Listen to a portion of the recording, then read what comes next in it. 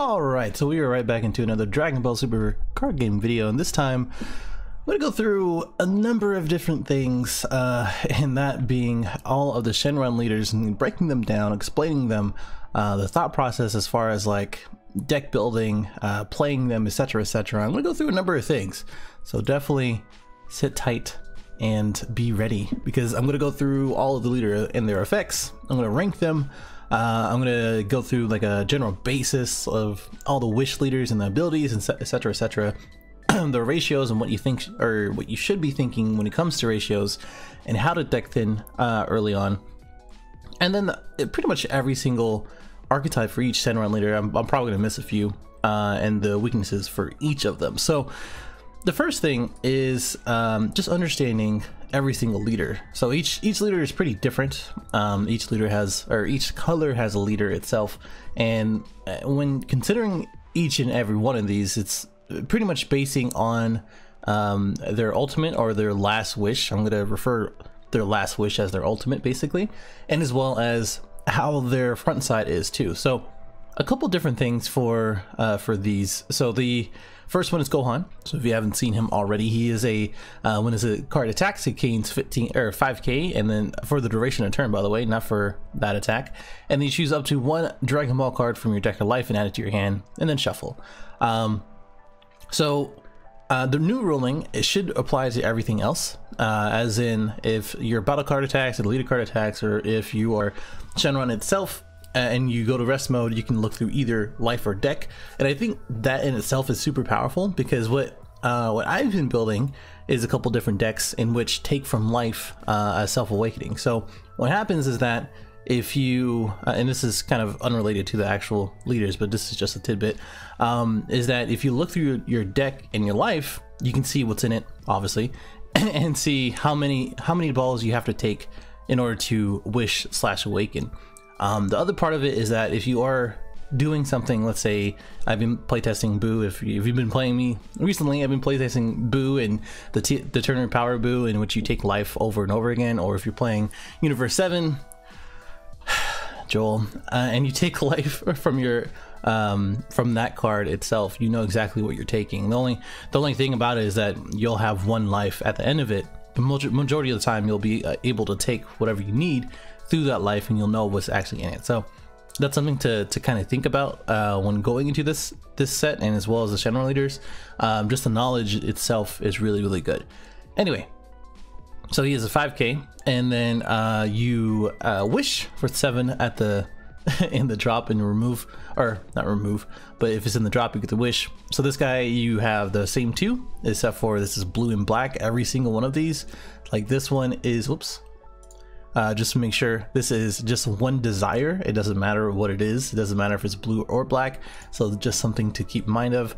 This one is black and red. This one's green and black. This one's yellow and black. So we'll go through those. Anyway, so his ultimate is that if you choose up to 3 of your energy, switch into active mode, and then this gains 15k in critical. So the way I built this guy is focusing on the leader effect, which could be a little bad,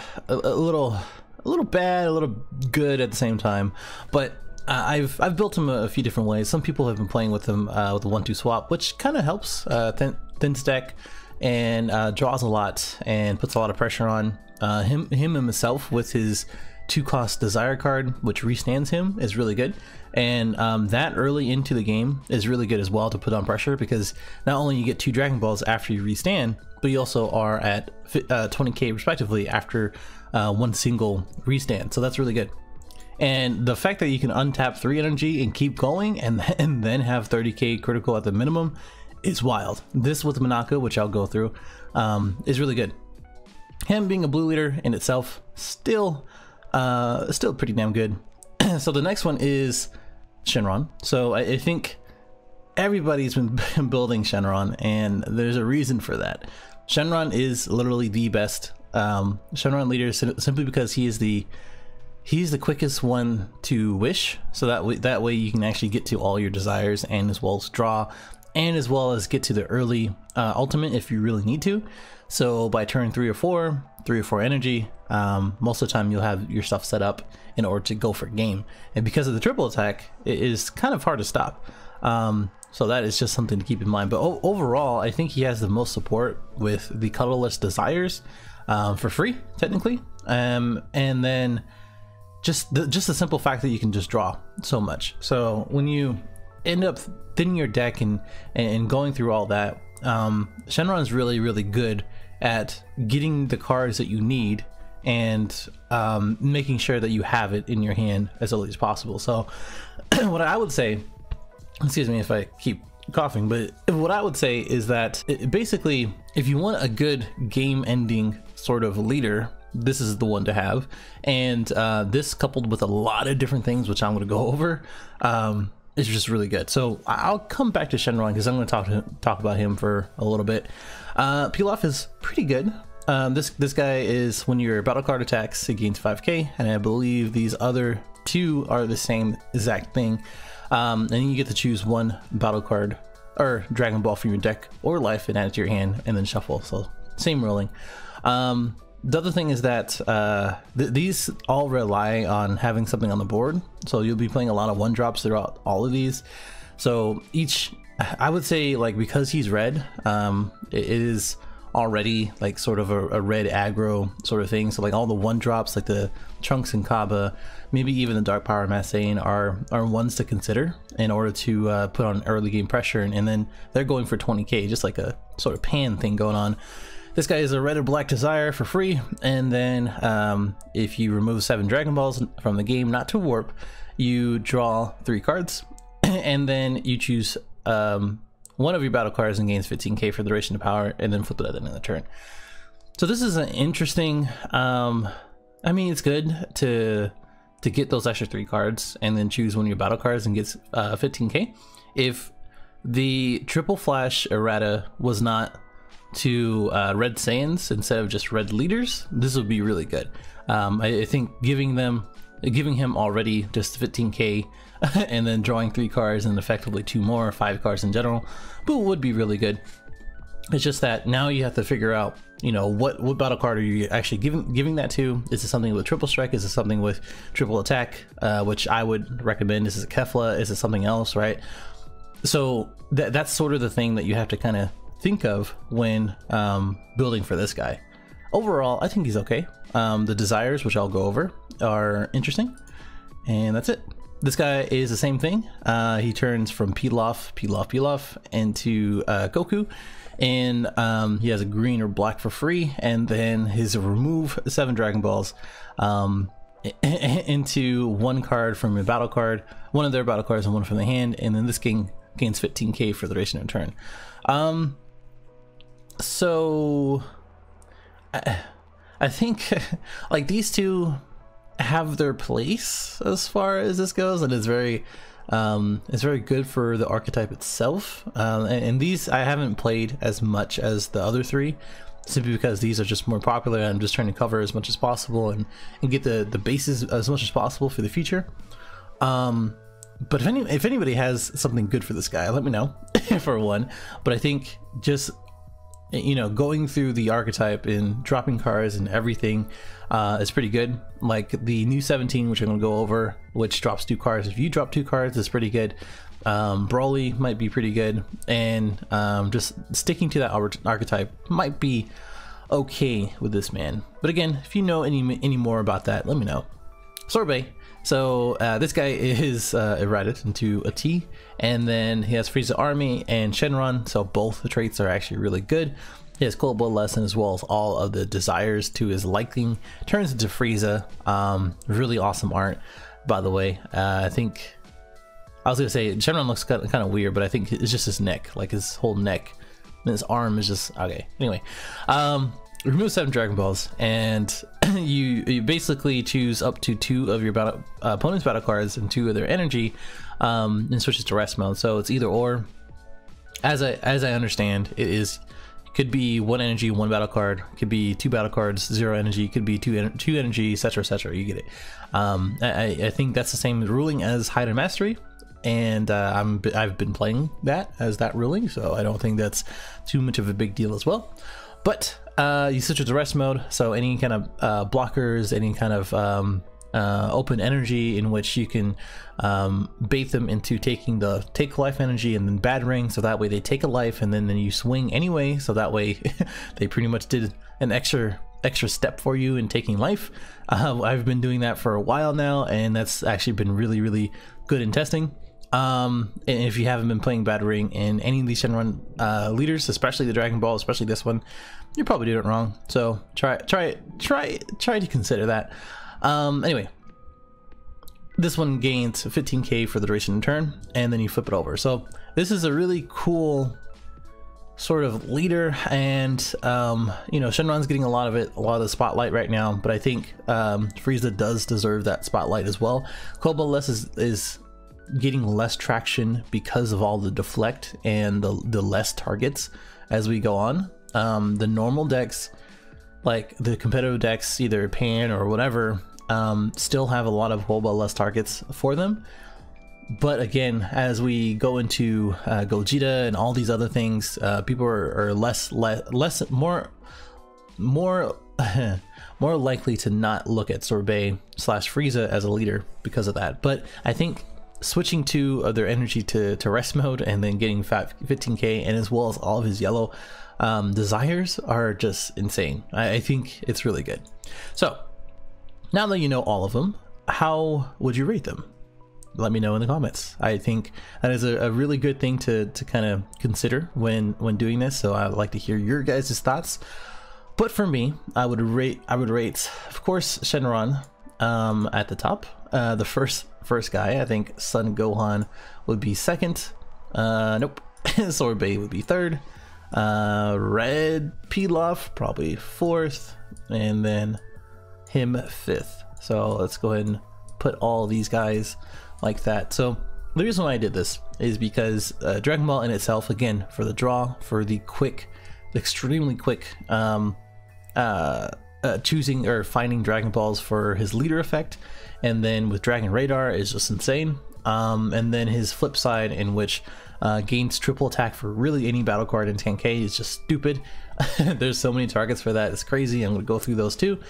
So Gohan being a blue leader, and then all of his desires are pretty insane. I love it. So he gets second for me, and then Sorbet, I already kind of explained that why.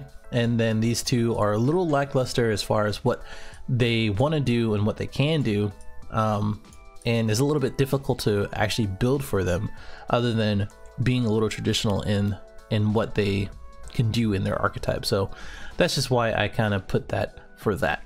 So, okay, now we know sort of all of these guys, and let's kind of go through. Okay, Untap literally just kicked me out. That was nice. So let's go through the general stuff for every single Shenron leader. So let's take out the Dragon Balls first.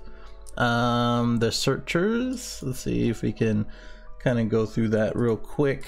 The desires, let's take out Shenron as well, and then that's pretty much it. All right, actually let's go ahead and take out her as well.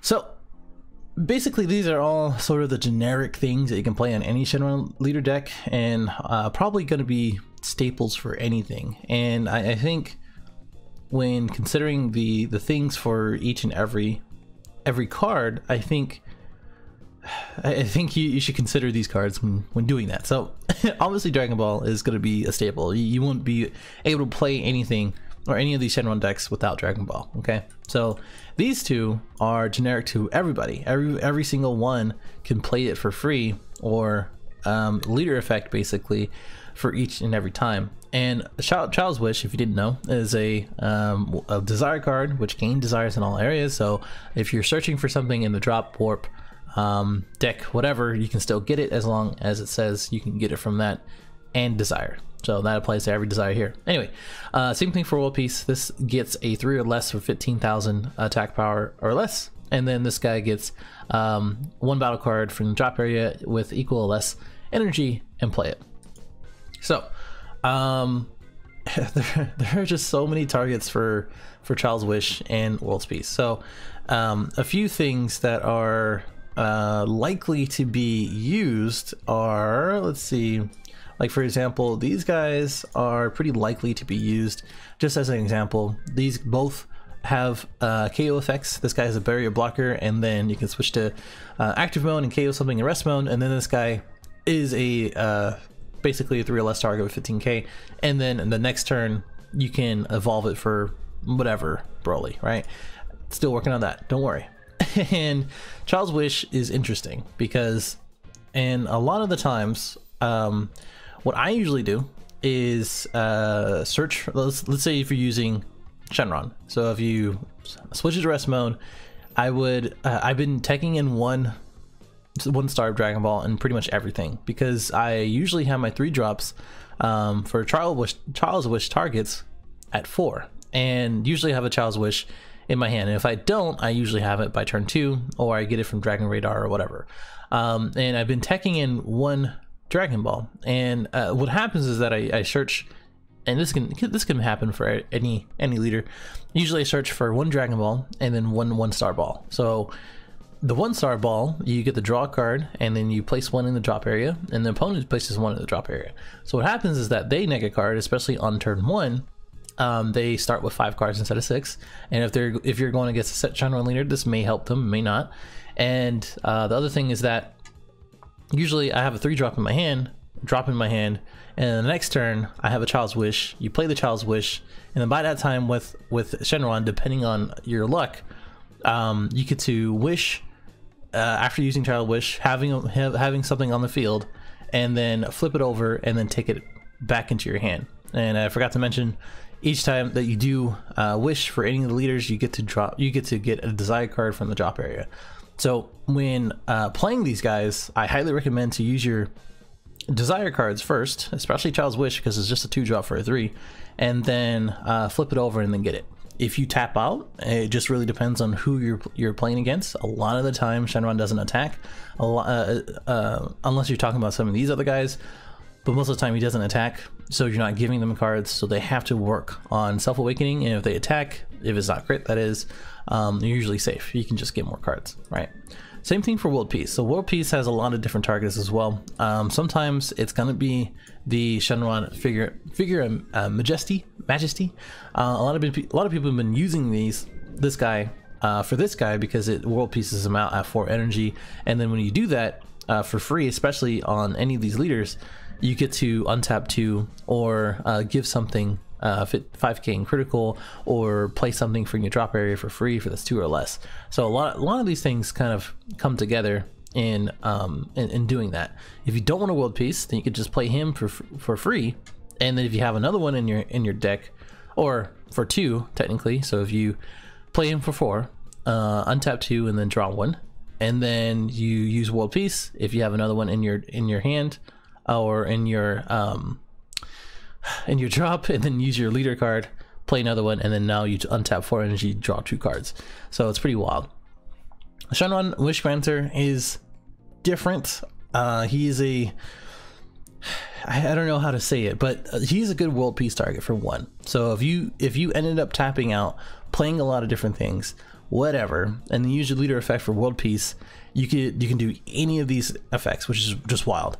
You draw 2 cards, and then you could just choose 4 energy and switch to active mode. So if you're playing Son Gohan, you can either give him triple strike critical. Yes, by the way, he's in that deck that I'm building. Or you can give your leader or your battle card one of them, or you can play a 3 or less from your drop area and play it, which could be a lot of different targets. So there's a lot that you can do. Sometimes the game doesn't get to 4 or 5 energy, but when you do, and this is another reason why Objection is being played. And this is another reason why Dende should be mainboarded. There's another reason why Kami should be mainboarded. There's a lot of different stuff going on here. Anyway, when you do that, you end up continuing different plays and getting more cards and etc. So this is how I'd see it. So if you play him, right, you're going first, so you get one of these cards, you get him, you go for the draw, you go him, you pay 1 energy, you go for the draw, and you place this man into the drop area, right? That's the warp. Wow, that is the life. Okay, and then they neg a card, they swing, they give you another card, whatever, and then you you go ahead, get 2 more Dragon Balls. Or if you have something else in your hand, if for more Dragon Balls, you keep doing that, whatever. But get 2 more Dragon Balls, draw 2, and then you see what's in your hand. Then you play Child's Wish, you get him back, and then depending if you can turn 2 Wish, you can go ahead and get that Child's Wish back. If not, then the next turn you should be able to Wish Awaken / whatever, and then be able to get that Child's Wish back. So pretty awesome for that.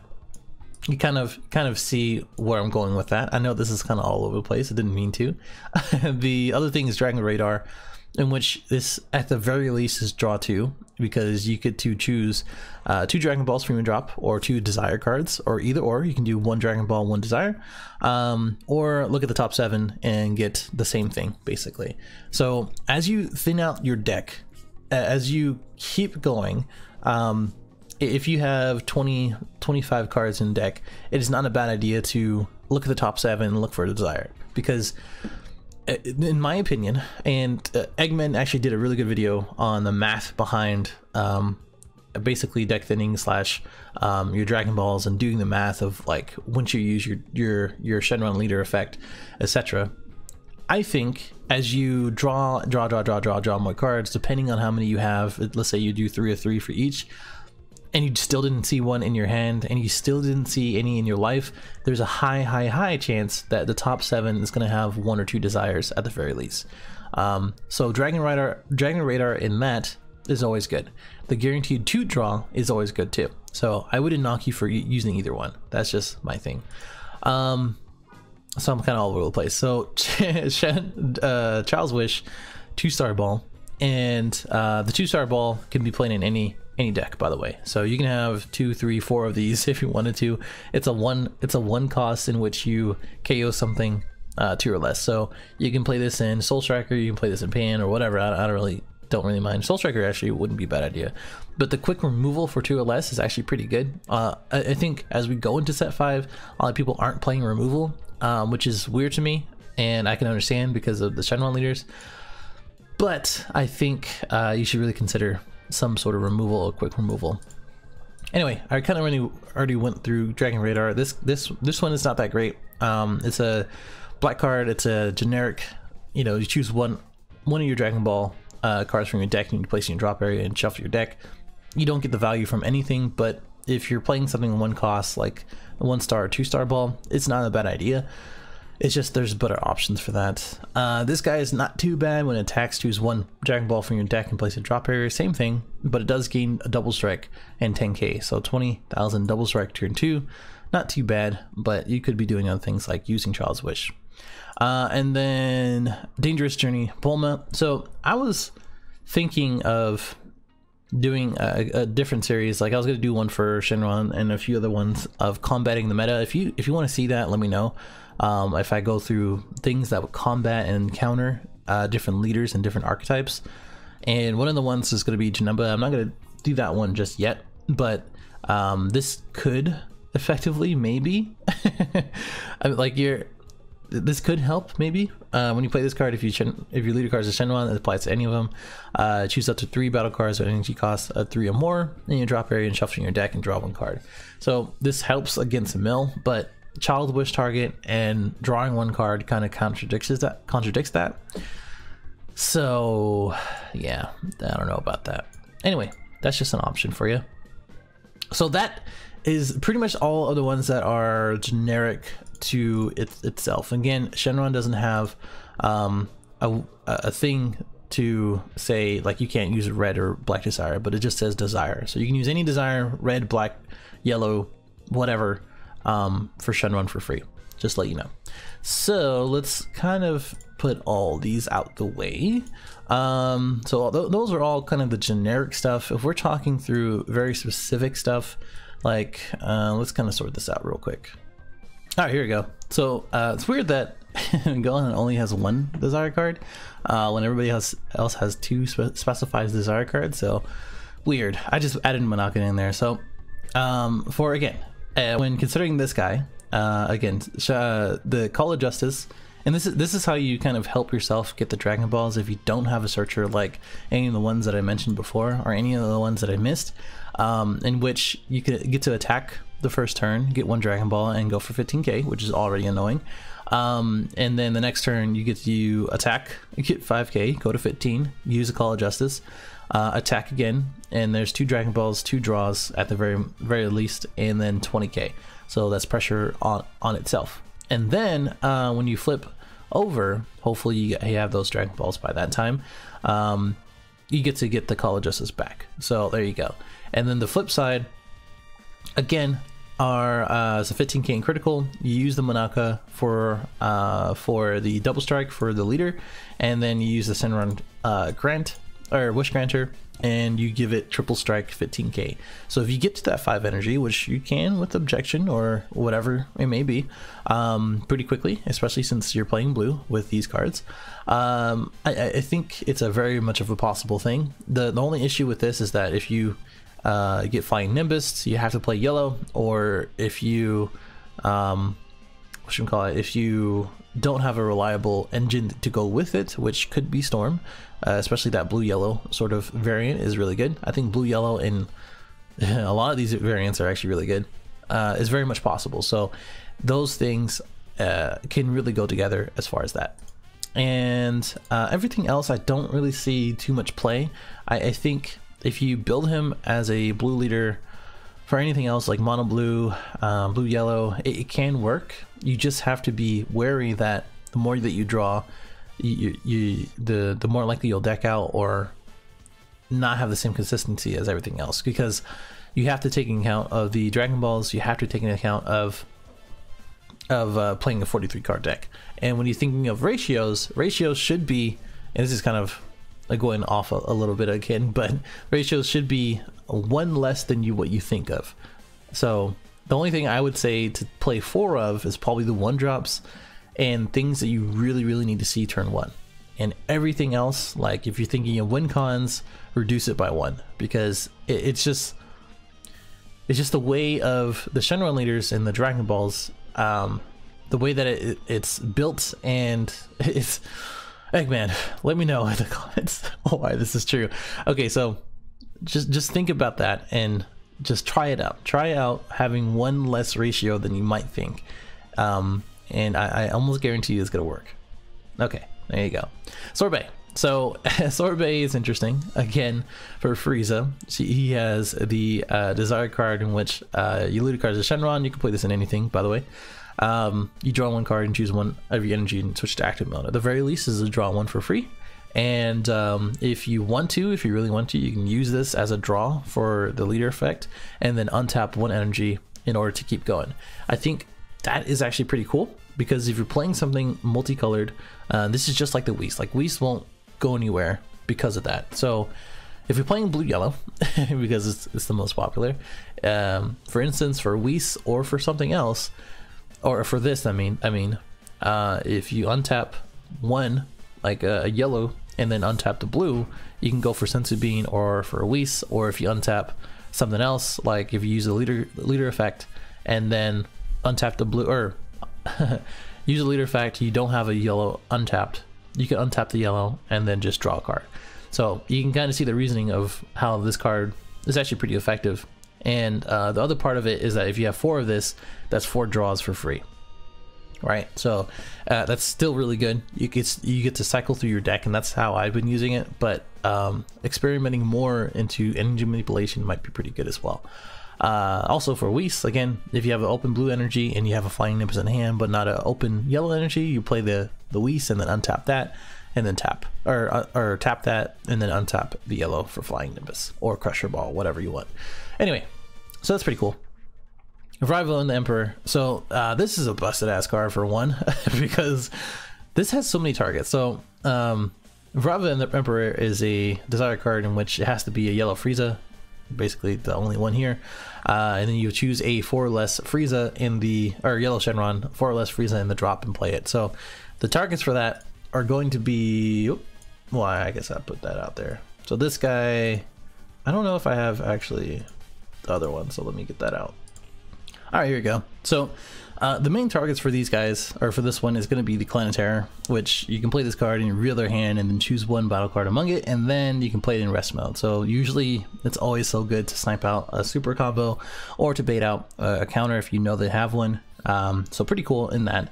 And the 4-drop Mecha Frieza, in which has dual attack, and then when you play this card you may choose one card from your hand in drop area and then choose 2 battle cards or in rest mode and KO them, and gains double strike. So even if you don't choose any KO or any battle cards in KO, just as a reminder, you can place one card and still gains double strike. So you're playing a two energy or for free in your Shenron leader in order to get a dual attack double strike 15k. So I think that's still pretty good. And same thing for this guy, in which you reveal their hand and you get double strike 20k for 2 energy. I like it. This is just stupid. Like, this is just dumb. And because the spotlight is on Shenron, this is not going to see too much play, but as people test more and more, it's going to be pretty interesting. The other target is going to be the Occupation Evil Frieza, in which this is an old promo. I think this is set 2, in which you has double strike 20k, and then activate main. You place 2 yellow battle cards other than this card in the drop area, and then choose 1 Golden Frieza, Resurrected Terror, and then draw 2 cards. So it evolves into it, so it just plays on top. And this guy is that guy. So turn 2 or 3, you can play this guy, and it has triple strike 30,000. And then when it evolves into the card, place all rest in mode battle cards, except for this card in the drop area, and then choose all active battle cards, except for this card, and switch to rest mode. So anything in rest, doesn't matter if it has battle barrier or not, because it doesn't chooses. He gets to go into the drop area, which is just wild. And it also doesn't count as KO, it just gets placed in the drop area. Just a really good thing to remember. We'll also have the Deadly Defendant Frieza, which is a 3 cost, 4 or less, still counts. You already know what that does, barrier, and then they can't attack anything else. And then choose one of your Military Command Frieza is a 2-drop. You can play this for 2 or use Child's Wish, either one. And then when this card is KO, choose one of your Frieza cards in your hand, which could be this one or a number of other cards. Well, actually just a couple other cards, and then play it for free. So I think that is pretty good. I think that in itself is pretty good. I just don't see too much play. But I will say, if you haven't noticed, that this is a Frieza's Call target. So if you didn't know, it says choose 1 Frieza Army card from 2 or less from your deck and play in a rest mode. So if they want to KO it, either from attacking or whatever, they can, and then you can play this guy for free right after. So pretty cool tech. If you haven't noticed that, or if you haven't played around with that, it's pretty cool. A couple other things that if you play blue-yellow as your objection or whatever, you can get to 4 pretty quick and then use World Peace in order to play this guy out. And then Cooler is interesting because it is a double strike 30,000 7-drop, in which it becomes a 5-drop with the King Cold Frieza Clan. And basically you get to choose 2 of your opponent's battle cards and switch into rest mode, and then choose 1 Frieza Clan other than Cooler, and you drop it and play it. I think this is a cool 1 or 2 of in order to play him, because he's a 5-drop as well. So either way, it's going to be pretty cool. And also it also affects World Peace. So if you're playing this guy for 4 and then you have 5 energy, you use World Peace, you can then play either one of these cards for free or for a World Peace, and then play another one of these cards, which Frieza Emperor Universe 7 is also a target for that because it is Frieza Clan. So there's a lot that you can do with this leader. I think this leader again should be played a little bit more, or at least looked into a little bit more, because of all the stuff that you can do.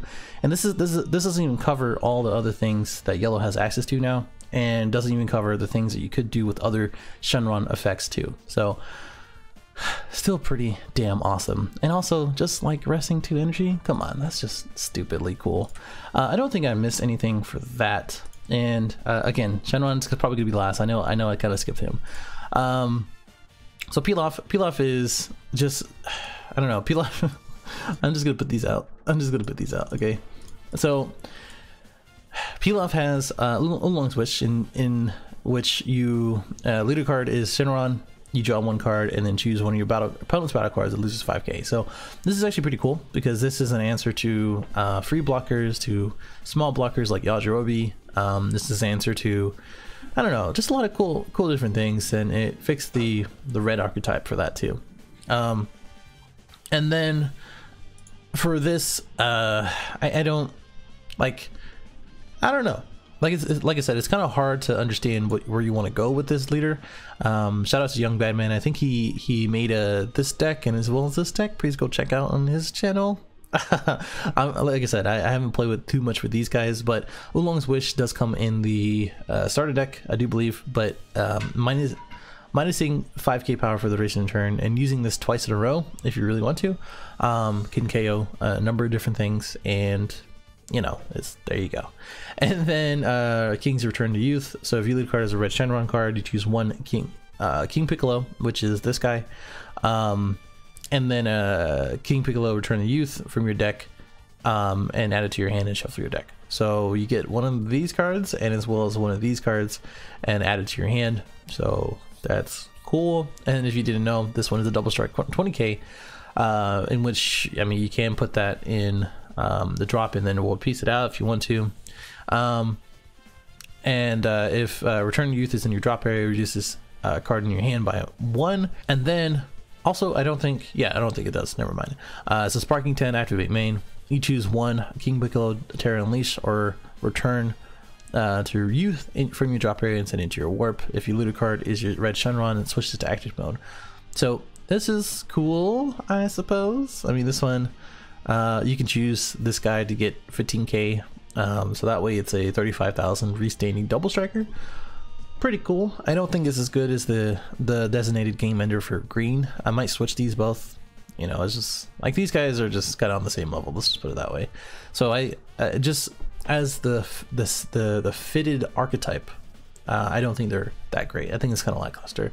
These guys I haven't experimented with, but I know they're pretty cool. Also, if you haven't played with the bandages slash like the bandages slash Baba slash like Grandpa Gohan stuff, it's actually really cool. It's just that it kind of loses to Kamiya and a number of other different things. So yeah, still pretty cool, but this guy does come back or with Spike, so yeah. Anyway, Pilaf, this is just a basically a Dragon Ball searcher, and you get the my Trusted Lackey to gain 5k. So these are once per turn when they attack. So if you switch back, if it wasn't once per turn, like if these weren't once per turn, it'd actually be pretty good. Like every time that your battle card does attack against 5k and search one, that'd be really good. They didn't put a restriction for this guy because they love blue, but these guys, they have a restriction. So I never understood that.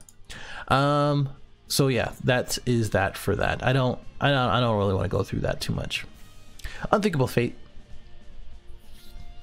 So this guy's a 1 cost in which you can play a 1 green Goku TT, which is the vanilla card. Is a 2 or less from your drop area and play it. It has to be in drop. So yeah, there you go. But you also have to choose one of your battle cards and place it in drop area. So I guess if you play the 2-drop green Goku, swing with it. I think it is 20k. Let me just go double check. Here he is. So yeah, if you swing for 20k, and then you get the 25,000 on this guy, switch your Dragon Ball, and then you place him in drop area, and then you just bring him back right after and swing again. Again, if it didn't have the restriction, this would actually be pretty awesome. But because it does, it's just like, you know. Anyway, so there's that. That's the reason why you play that. And then Hidden Feelings. Why is it over there? Why is it over there? Stop. There you go. This gains Desire in all areas, same thing. And then choose your 2 angry cards for 3 or less, and then switch to active mode. So this is cool. It's 2 green, but you probably wouldn't be playing with that. You can play it for a Desire from your hand. So if you, I think what you could do, because you have to be at 4 energy to do it, you could use the Deadly Defender 18, and then maybe, I'm trying to think, like there's not too many targets. Okay, looking at the handy dandy Shenron Slayer. So like this one already restands. These 2 might be pretty good targets, but you know, it doesn't have an Android restriction for the leader card. Again, this one's probably the best target for it. that's all I can really think of. Like, all these other ones are very specified to itself. You could use these guys to restand them after the attack and then just keep going, but yeah. I mean, it doesn't have, like, the Desire card does not have a leader restriction, so you can use this in a 17-18 deck, but you would probably be tapping out. You could effectively go for 3 or 4 different attacks, so yeah, that's, I would say, for that. Anyway, that's pretty much it. The only thing I would also place out of this is this guy. This is probably the only reason why you would play this leader, in which this guy is a 5-drop. So, you know, world piece it out or play it for 5. And then it does have double strike, deflect, so it can't be club bloodless or crusher balled, which is kind of annoying. But there you go. It bursts 5, you place 5 from the top of your deck into the drop, and then you play this card as a green Shenron, choose all your opponent's battle cards and KO them. If they're still remaining, choose all of them, ignoring barrier, and negate their skills for the duration of turn. It gains dual attack for the duration of turn. So this is actually pretty cool if you can get 2 of them on deck. So if you go for 25,000 double strike dual attack twice in a row is actually pretty cool. And then because of the stuff that is ignoring barrier for the duration of turn, it's pretty good. So like analyzes, anything that has like barrier blockers, whatever is nullified. And going for 25,000 double strike dual attack is pretty good. And then this card can take away a card from their hand and a battle card. You know, there you go. That's another thing. So like something like the promo Vegeta, I do believe, where you take a life into the drop and then it take away skills. This is the same thing, as I understand. Correct me if I'm wrong. In which you play this, everything gets negated or dropped into the drop area, and then you get to use this ultimate in which you can choose one from their battle area and that had barrier and now no longer does because it's negated. You KO that, and then it gains 30k, and you have 2 of these guys on board. It's a pretty good finisher. So again, I'd probably put this guy over here as far as leader within its archetype instead of Pilaf, but that's just me. Again, they're the same person, so they're on the same level. There you go. There you go for that. A lot of stuff, I know. Lastly is going to be the Dragon Ball. So as we, and I have kind of mentioned it in my previous Demika video, but this guy can be used in any deck. So there you go. It's just that you get rid of your Dragon Balls. Still pretty good backup plan. Oh, I forgot to mention this guy. You can be played in any yellow where you choose a Dragon Ball from your deck and add it to your hand. I highly recommend to use this over any of the other searchers that I mentioned. But yeah.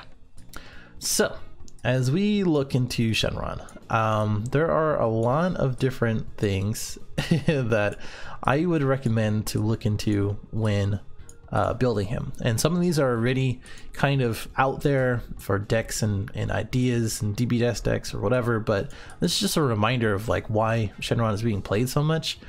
If you get to the point of you can play these cards, so Beerus, in which you attack, oh, this is in French, okay, double frappe, you attack and then they have to ditch 6 energy worth of cards in their hand or life, or hand, energy, or battle area each and every time, is pretty wild in itself. And it's going for 25 or 35,000 triple attack double strike is pretty sweet.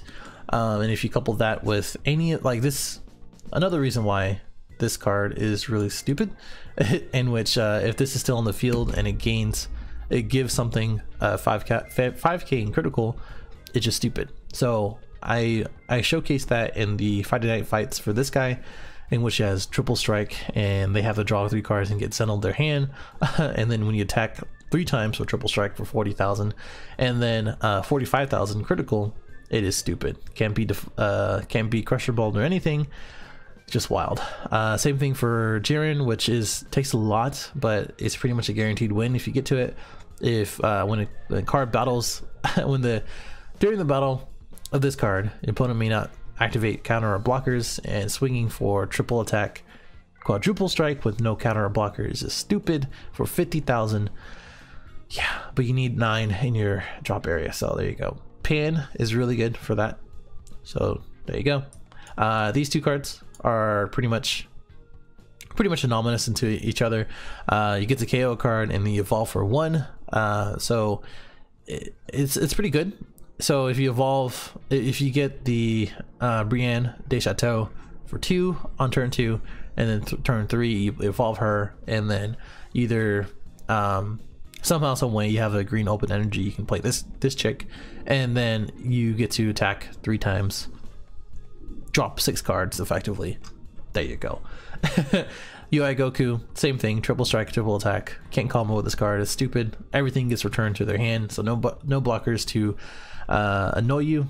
This has no explanation. So this guy coupled with the full power Spirit Bomb Goku and then a Hope Universe is just stupid, because what happens is, shout out to Joel, in which you play this guy with World Peace, you untap and then draw 1 card, and then you just get to choose 2 cards from your life over and over again until you give it a multiple power, let's say 30,000, and then you give it 10k more for the triple attack, or the triple attack 10k.